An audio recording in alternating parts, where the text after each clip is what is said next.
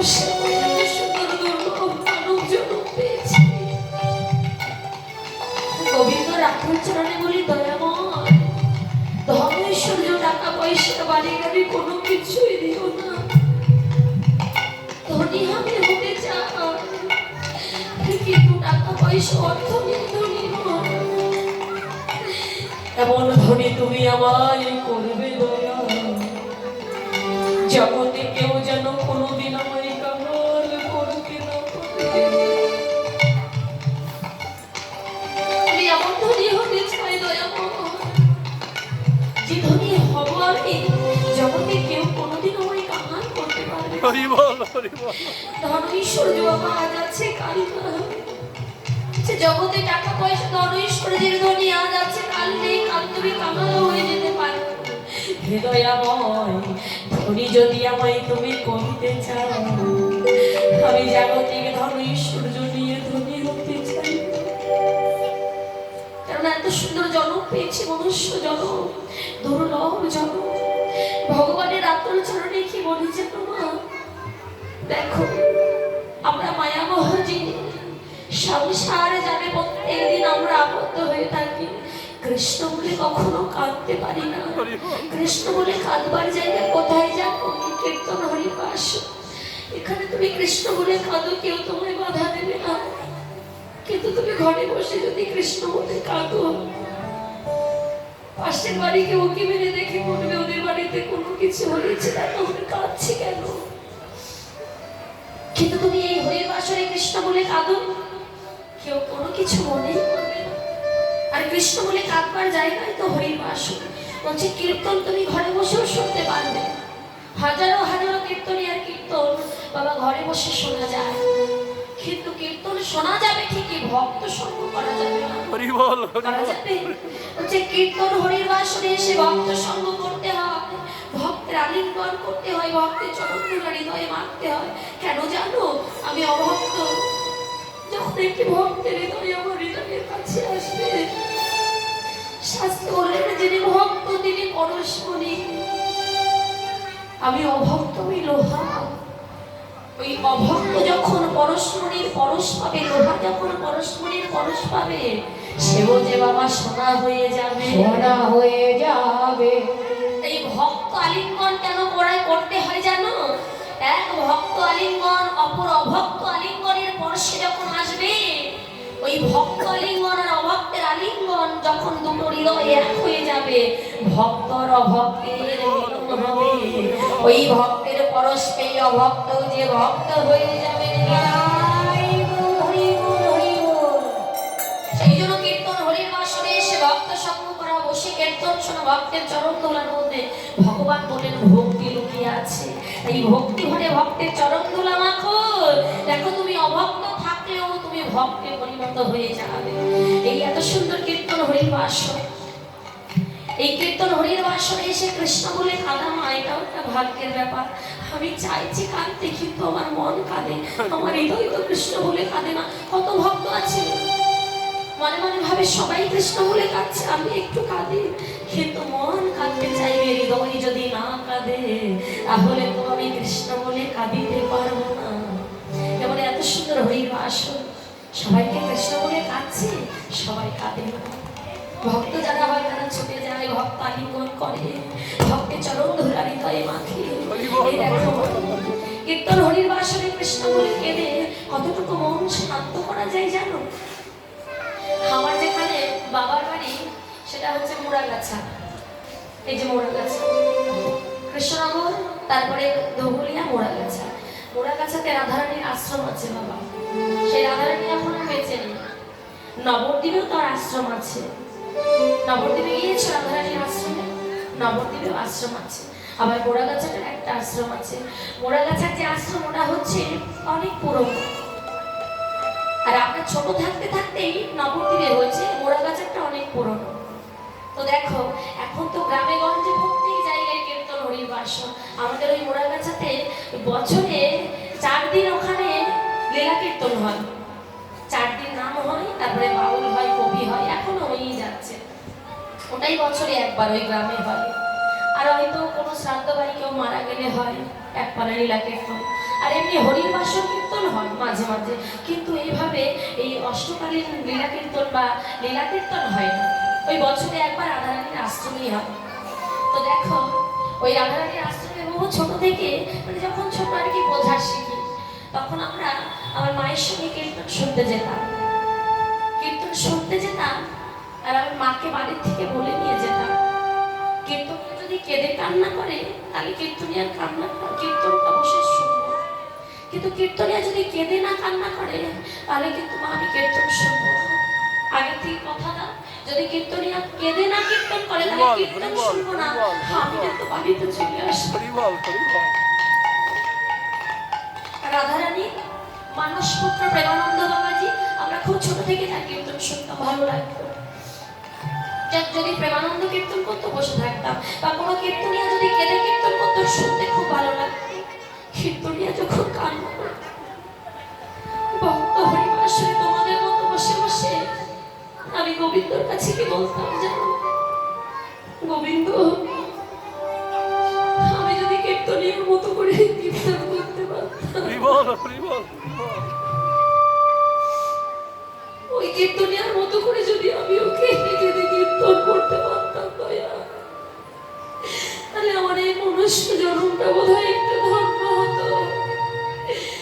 আমি কেঁদে কেঁদে কীর্তন শুনতাম আর আমার মাকে বলতাম, মাগো তুমি কীর্তন শেখাবে, আমি ওরকম কীর্তনিয়ার মতো করে কান্না করবো, কখনো কৃষ্ণ বলে হাসবো, আবার কখনো কৃষ্ণ বলে কাঁদবো। আমাদের মতো ভক্ত হরিবাসরে কেঁদে কেঁদে আমি পড়েছিলাম। আমার কান্না হয়তো গোবিন্দের কাছে গিয়ে পৌঁছেছিল। আর কোনো আশা পূরণ হোক বা না হোক, আমাকে তো কীর্তনিয়া বানিয়েছে। আমি খুব বড় কীর্তনিয়া নই বাবা, খুব সামান্য ছোট কীর্তনিয়া। ভগবানের আতুল চরণে বলি, দয়াময় তুমি আমার ডাক যেমন শুনেছো এইটুকুই শোনো, আবার যদি জন্ম দিও তুমি আমায় কীর্তনিয়া করে পাঠিও, আমি যেন ভক্ত মাঝে ভক্তের চরণ তুলে মাগতে পারি। এই মাগো, এই কীর্তন হরিবাসরে কৃষ্ণ বলে কাঁদো, দেখো অনায়াসে কাঁদা আমার গোবিন্দের কাছে পৌঁছাবে। আর যদি একবার ভগবানের কাছে পৌঁছে যায়, অনায়াসে ভগবান ভক্তের কাছে ছুটে আসবে। তাই হে দয়াময়, তোমার কাছে ধন ঐশ্বর্য কোনো কিছু চাই না, যেন কৃষ্ণ বলে আগে পারে।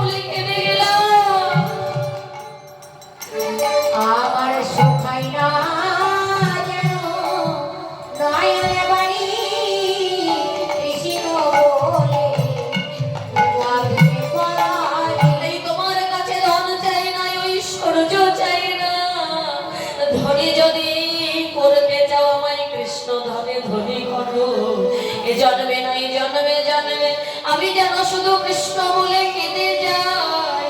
এই হে দয়াময়, তোমার চরণে আমার এইটুকু নিবেদন, এই জন্মে নয় জন্মে জন্মে যেন কৃষ্ণ বলে কাঁদতে পারে।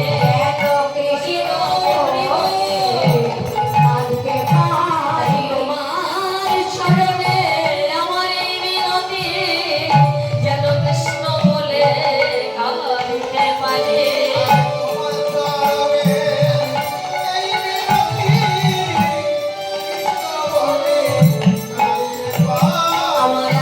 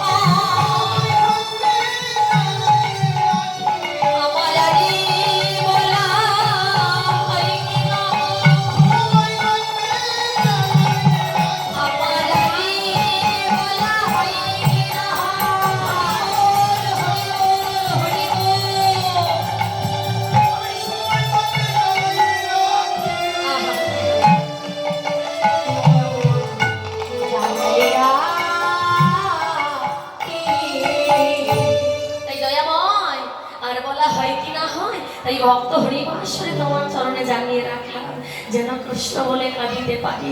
শুকাই না যেন আমার এই কৃষ্ণ নামের নয়ন বাড়িয়ে জন্মে নয় প্রতি জন্মে জন্মে। নিতাই গৌর হরি হরি বল, হরি বল, রাধে রাধে।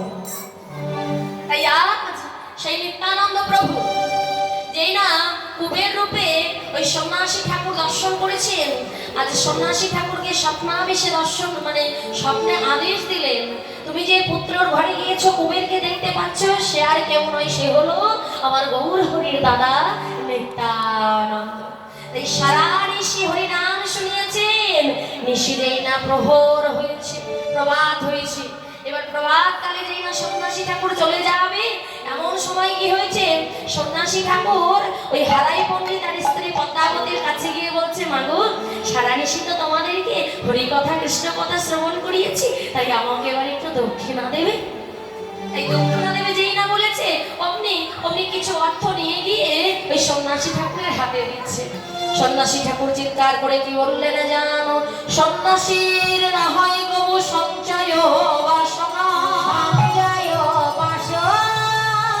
সন্ন্যাসীর না হয় গো সঞ্চয় বাসনা, সন্ন্যাসীর না হয় গো সঞ্চয় বাসনা।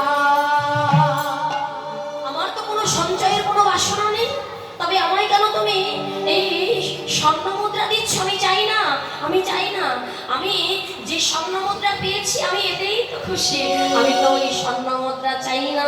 তাই এমন করে হারাই পণ্ডিত আর স্ত্রী পদ্মাবতীর কাছে গিয়ে যেই না বলেছে, তবে তবে সন্ন্যাসী ঠাকুর তুমি কিছু একবার বলো না, আমাদের যদি সাধ্যের মধ্যে হয় আমরা অবশ্যই তোমাকে দেখব।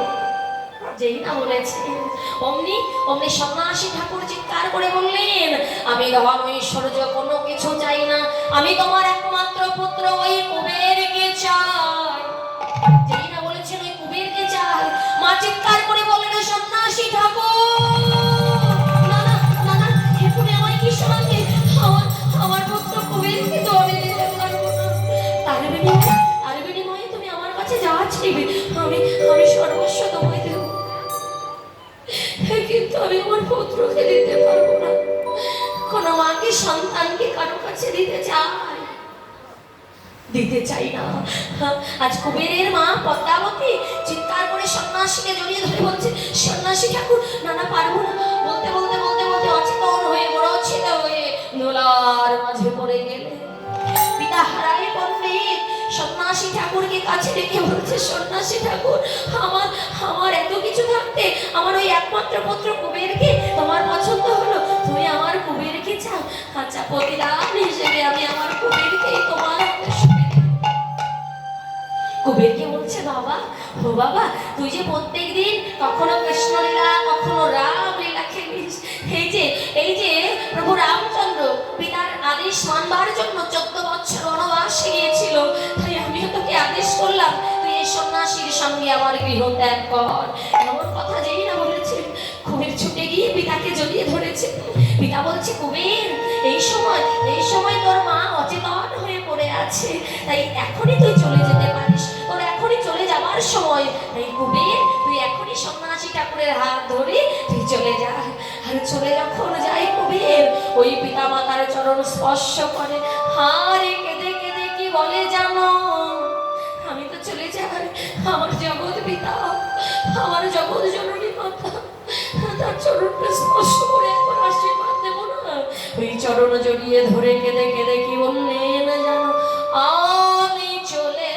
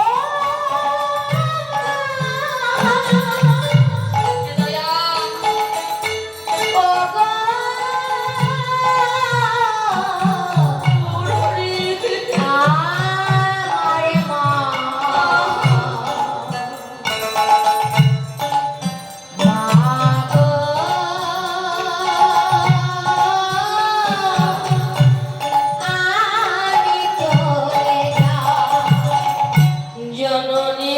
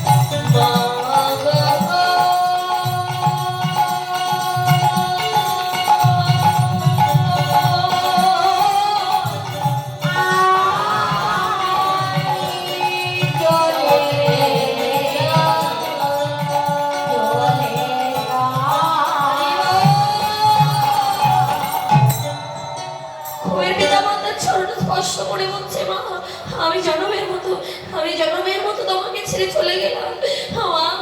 মা তোমায় কি বলে জানো মা যাবার আগে তুমি জানো তোমার ওই জ্ঞান ফিরে পেয়ে তুমি তোমার নয়ন দুটো যখন একবার মেলে দেখবে তোমায় আমি কি বলি জানো মা তুমি জানো চয় নয়ন মেলে তুমি পুত্র পুত্র বলে কাঁদবে না।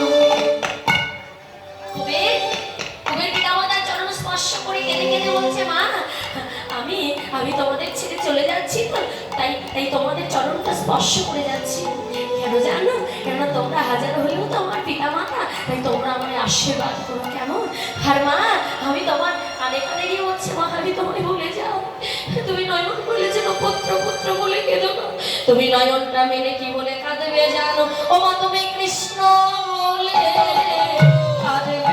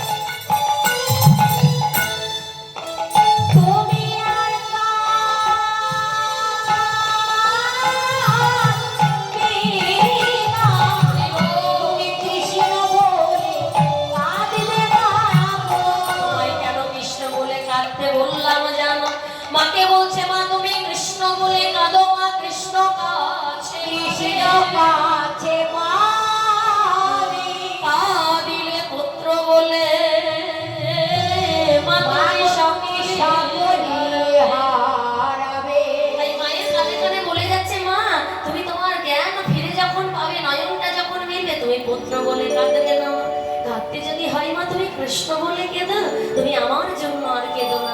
এই বলে পিতামাতার থেকে বিদায় নিয়ে সন্ন্যাসী ঠাকুরের সঙ্গে যেই না বাবা চলে যাচ্ছে সন্ন্যাসী ঠাকুর নিজ আশ্রমের মধ্যে রেখেছে। কবির সন্ন্যাসী ঠাকুরের নয়ন মেলে কখনো ভালো করে দেখে মনে মনে সন্ন্যাসী ঠাকুর বলে কবির আমি তোমাকে নিয়ে এসেছি বলে তোমার আমার প্রতি খুব রাগ তাই না? কবির কাছে গিয়ে বলছে বাবা কবির তোমাকে একটা কথা বলবো। কি বলুন সন্ন্যাসী ঠাকুর? আচ্ছা আমি তোমাকে তোমার মা বাবার থেকে ছিনিয়ে নিয়ে এসেছি বলে তোমার আমার প্রতি খুব রাগ বলো বলো কবির? কবির বলছে না না না না তেমন কোনো রাগ নয়। আবার আবার মাঝে মাঝে না আমার পিতামাতার কথা খুব মনে পড়ে।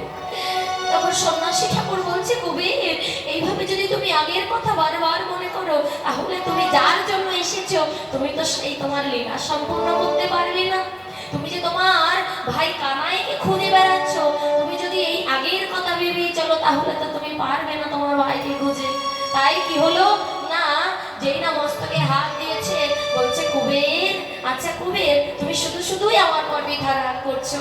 আচ্ছা আমি তোমাকে অনেক কিছু দর্শন করাবো, হ্যাঁ তুমি একবার ভালো করে দেখবে তো তোমার সেই পূরবের কথা কিছু মনে পড়ে না কি? যেই না মস্তকে হাত দিয়েছে সন্ন্যাসী ঠাকুর, অমনি কুবের কি দেখতে পেল জানো? ত্রেতা যুগে ছিল অগ্রজ বলো লক্ষণ ভাই, আর দাপর যুগে হলো দাদা বলরাম। যেই না দাপর যুগের কথা মনে পড়েছে, অমনি মনে ছুটে গিয়ে বলছে, সন্ন্যাসী ঠাকুর, সন্ন্যাসী ঠাকুর, আমি দাপর যুগে দাদা বলা আমার ভাই কানাই কোথায়? একবার একবার একবার আমার ভাই কানাইকে আমার সম্মুখে এনে দাও, একবার আমার ভাই কানাইকে আমার সামনে এনে দাও। আমি যে কতদিন আমার ভাই কানাইকে দেখতে পাই না। সন্ন্যাসী ঠাকুর বললেন, তোমার ভাই কানাইকে যদি খুঁজতে হয় তাহলে তো তোমায় বৃন্দাবনে যেতে হবে। তাই আজ সন্ন্যাসী ঠাকুর কুবেরকে কাছে রেখে বললেন, ওরে কুবের রে, তোমার ভাই কানাইকে যদি তুমি খুঁজতে যাও একবার মধুর বৃন্দাবনে চল। ও মনে চলে রে আমার মা, যমুনা পুলিনে শেখা মধুর বৃন্দাবন।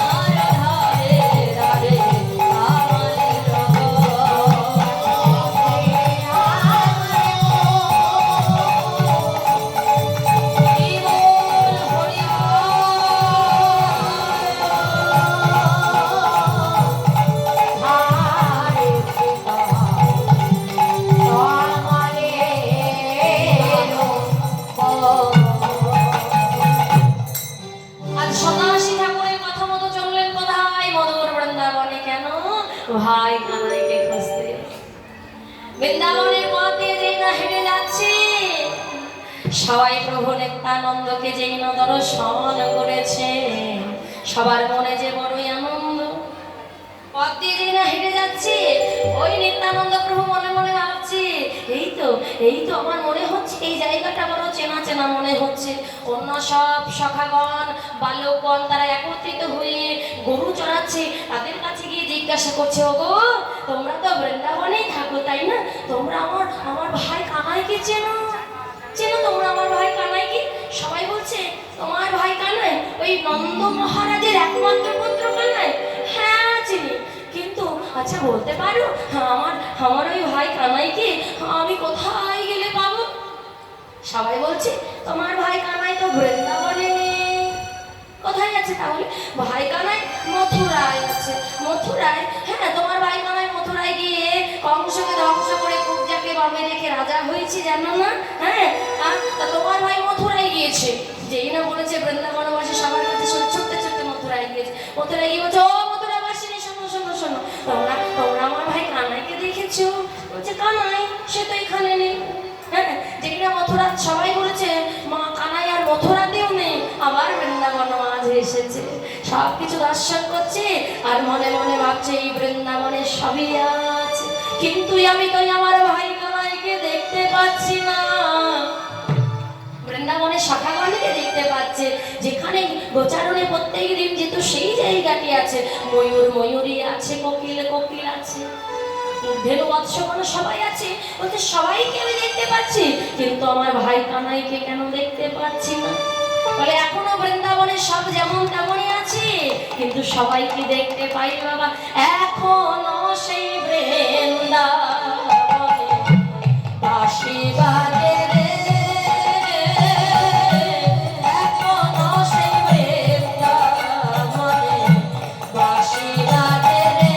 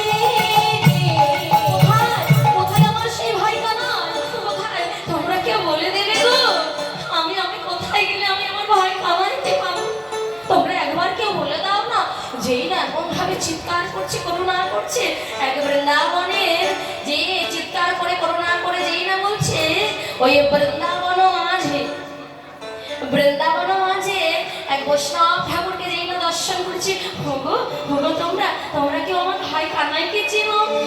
একবার বলে দেবে আমার ভাই কানাই কোথায়? বৈষ্ণব ঠাকুর বলছে, সে কি গো, তোমার ভাই কানাই যে ব্রজ ছেড়ে নদিয়ায় গিয়েছে, তুমি কি তা জানো না? আমার ভাই কানাই ব্রজ ছেড়ে নদিয়ায় গিয়েছে? সত্যি বলছো? আমি নদিয়ায় গেলে বুঝি আমার ভাই কানাইকে দেখতে পাবো? একদম ঠিক কথা বলছো। আমার ভাই কানাই নদিয়ায় কেন গেল বলো তো? কেন নদিয়ায় গেল? ভগবান কেন নদিয়ায় এসেছে জানো? দাপর যুগের গোবিন্দ আমার রাধারানীর কাছে গিয়ে কি বললেন জানো? রাধে রাধে, তুমি বলতে পারো ভক্ত আমায় কেন এত ভালোবাসে? ভক্ত আমায় কেন এত ভালোবাসে রাধে, তুমি জানো? ও রাধে, আচ্ছা রাধে, তুমি কেন আমায় এত ভালোবাসো? আমাকে ভালোবেসে তুমি কি সুখ পাও? তুমি কেন আমার জন্য তোমার চলে বসে বসে কাঁদো? রাধে, আমি স্বয়ংপূর্ণ ভগবান হয়েও আমি কেন বুঝতে পারি না বলো তো যে তুমি আমার জন্য দেওয়ার ছলে বসে বসে কাঁদো? রাধারানী বললেন, হে গোবিন্দ, হে গোবিন্দ, ভক্ত তোমায় যে কেন এত ভালোবাসে, কেন এত ভালোবাসে? তুমি জানতে চাও গোবিন্দ ভক্ত কেন তোমায় এত ভালোবাসে? তুমি যদি জানতে চাও ভক্ত কেন তোমায় এত ভালোবাসে, তাহলে তোমাকে যে ভগবান হয়ে থাকলে হবে না। তুমি যদি জানতে চাও ভক্ত কেন তোমায় এত ভালোবাসে, তুমি ভগবান হয়ে থাকলে বুঝবে না, তোমায় ভক্ত হতে হয়। তুমি যেদিন তোমার ওই ভগবান জ্ঞান শূন্য করতে পারবে, জ্ঞান শূন্য করতে পারবে, তুমি যেদিন ভগবান না হয়ে ভক্ত হবে, আর যেদিন ভক্ত হয়ে ওই নদী আর ধুলাই গিয়ে গড়াগড়ি দেবে, তুমি তোমার বদলে বলবে হা কৃষ্ণ প্রাণ কৃষ্ণ প্রাণ। রাধারানী বলছে, বৃন্দাবনে থেকে আমার সকল বাসনা পূরণ হলো না রে, কিন্তু আমি বুঝি না তুমি কেন আমায় ভালোবাসো, আমার জন্য কেন তুমি ধোয়ার ছলে বসে বসে কাঁদো? আমি জানতে চাই। আজ সেই রাধারানী গোবিন্দকে বলছে, বধূ ভগবান হয়ে থাকলে তুমি বুঝবে না, তোমায় ভক্ত হতে হবে। ভক্ত হয়ে তুমি যেদিন নদী আর ধুলাই গিয়ে গড়াগড়ি খাবে, তুমি তোমার বদনে বলবে হা কৃষ্ণ প্রাণ কৃষ্ণ।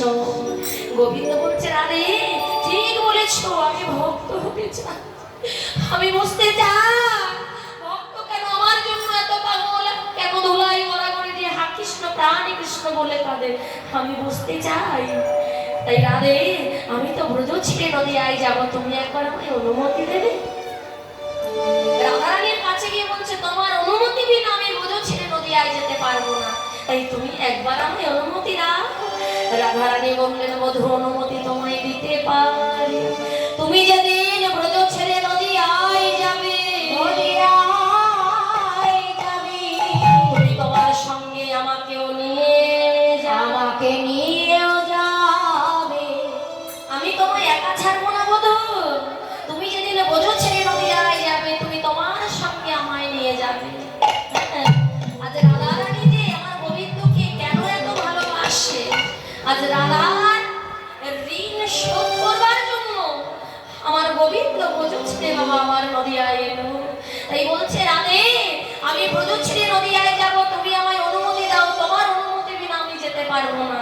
রাধারানী বললেন, অনুমতি দিতে পারি, তুমি যেদিন যাবে তুমি তোমার সঙ্গে আমায় নেবে, তবে আমায় কোথায় নেবে জানো? কিবাই অন্তরেতে রবে তুমি,